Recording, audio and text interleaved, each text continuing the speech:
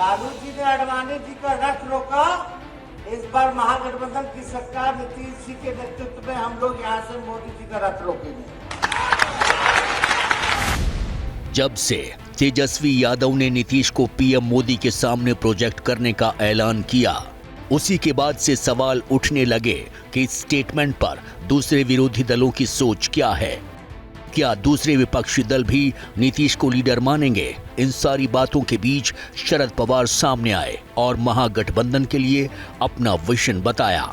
पटना में हम डिस्कस करेंगे, मगर 23 तारीख को हम सब पटना में मिल रहे हैं। लोकसभा और राज्यों के चुनाव को लेकर चर्चा करेंगे।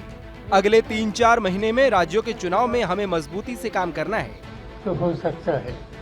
लेकिन सवाल था कि अगर एक साथ लड़ेंगे तो फिर अपोजिशन के लिए पीएम का चेहरा क्या होगा। इस पर शरद पवार इतिहास के पन्नों से नया फॉर्मूला निकाल कर ले आए।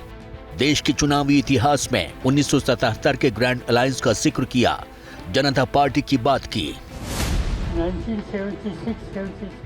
1976-77 में किसी दल को बहुमत नहीं मिला था, तब जनता पार्टी की सरकार बन गई। मोरारजी देसाई प्रधानमंत्री बने। अगर ऐसा 1977 में हो सकता है तो ये आज भी संभव है। यानी पवार ने पटना वाली मीटिंग के लिए सीधे सीधे सभी दलों को क्लियर मैसेज दे दिया।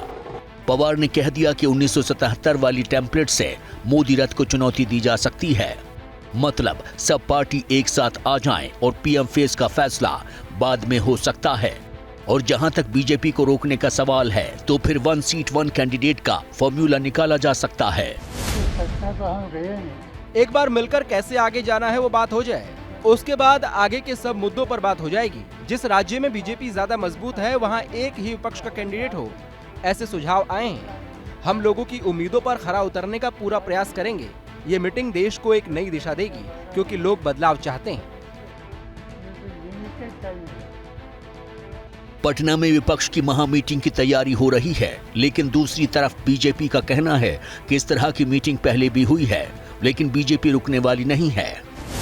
जितना रोकेंगे, जितना विरोध करेंगे, उतनी मजबूती और उतनी ताकत से, दोगुनी ताकत से भारतीय जनता पार्टी आएगी। हर लोकसभा चुनाव के पूर्व इस प्रकार की बैठकें होती हैं, सम्मेलन होता है, रैली होती है, लेकिन उसका कोई परिणाम नहीं निकलता है। बीजेपी अटैकिंग मोड में है, लेकिन ये भी सही है कि दिल्ली में बैठकर पवार ने ग्रैंड मीटिंग का एजेंडा सेट कर दिया है। शरद पवार ने मीटिंग से पहले ही बता दिया है कि पटना में अपोजिशन लीडर्स के बीच मोदी रथ को रोकने के लिए किस लेंथ पर बात होनी चाहिए और इसमें फिलहाल निजी महत्वाकांक्षाओं के लिए जगह नहीं है।